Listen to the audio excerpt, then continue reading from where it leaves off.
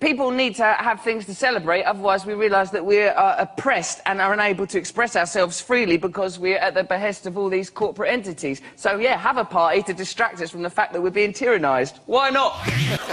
We need dissenters to make us question our constitution. Yeah. If you get rid of all the dissenters and all the people that make good jokes and that, then you get fascism. But with that... You're going to like this Messiah complex, Sway, because guess what I'm talking about? I'm talking about 4...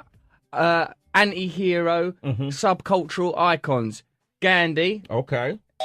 Malcolm X. Okay. Che Guevara. Jesus Christ. Why they're all great heroes, the way people use those images, things that are true about them that are a little bit flawed and unusual and surprising, and why we need heroes like that in our culture when we are awash in a sea of meaningless tripe. Like the Celebrity Wire? What you talking? Like celebrity stuff, like when you sort of, we spend all our time thinking about celebrity stuff, especially you and me, we're in this game, aren't we? You sort of talk about that stuff, you think, oh, what's the value of it? What's the meaning of it? Yeah. We've like come from a culture that had genuine heroes, people that are prepared to die for what they believe in. So that's what I'm talking about. Yes. Why is it so many people crave celebrity now? Have you thought about that? Yes, I have. And what's your answer? Because we're presented with the attractive spectacle of fame to distract us from the mundanity of our everyday lives. It's bread and circuses, Jeremy. Because in that case, it's utterly empty. Of course. In itself, it is not something worth striving for. It has absolutely no value of itself. It's a spectacle, an illusion, a distraction. I think all of us are aware of that on some level. I sometimes think it might be something to do with religion and the decline of religion. Well, so that we now have a pantheon of celebrities where once... People think, it's about significance. Famous people appear to have significance, yes. And previously it was religion that gave people that sense they had a significance. Of course, people are, and I think that significance can shift. Yeah. Diana was at different points in her trajectory of fame presented as the virgin, presented as the whore, presented as a martyr. So where relevant, fame can transmogrify and alter to represent what's culturally necessary at that time to suit the narrative. People enjoy narratives, and I suppose that's why politics has become inundated with these narrative ideas. Oh, this brother begats that brother, Cain versus Abel, it's David versus Ed, because people no longer want to grapple with the death of the grand ideas. No one cares about religion anymore, no one cares about communism anymore, because we've been fed this grey sludge of celebrity, glittered up and packaged and lacquered and sent directly into our brains via the media that both you and I work for in different degrees. You know what happens if you work in media? People like to change the information so that it suits a particular agenda. If you're in a room with people, then what you're saying is clear. If you say something that people are confused about, you can explain it to them then. If you say something as a joke, people can't pretend that you're saying it seriously. So I like having direct communication with people, because I believe people are very, very intelligent, but the information gets manipulated a lot, and people like to cause, fake stirs and stuff. You are very focused on the spiritual side of your life, it seems to me, on meditation, on the yoga that you do. How much of your time is taken up with these kind of pursuits? Loads.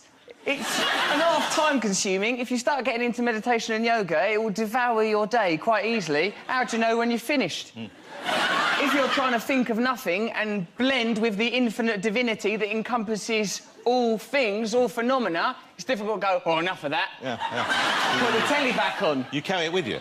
It's there with you. Okay. There's a limitless consciousness accessible to us all. We can get it through techniques. I used to try and get it through the old Persian rugs, drugs. But that way you can receive a headache or a criminal record. What about yoga? Well, what that's all about, John, is, as you know, that consciousness is an amorphous and expanding entity.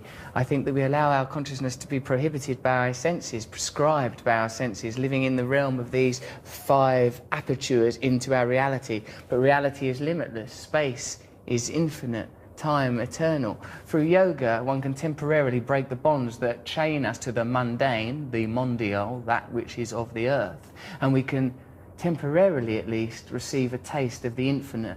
This has been a key to your recovery. You sound like a sort of new age prophet. So you're saying that the idea that things are separate and distinct from each other on a material level is illusory? Is that what you're saying? Illusion. That's correct. It's a sensory illusion. That's correct. But you can go beyond the senses. And that's what meditation traditionally is. Properly understood, it is a technique to pull the awareness from the outwardly directed senses powerfully within to experience deeper levels of mind simpler, quieter, more unified levels of the thinking process, and then slipping beyond thought, that's where the transcendental comes in, beyond thought altogether to experience this universal unity at the basis of mind and matter. So we can access neurologically in our own minds the unifying field of creativity from which all energy and matter has come, perhaps even the cosmos and universe itself. Is that what you're saying?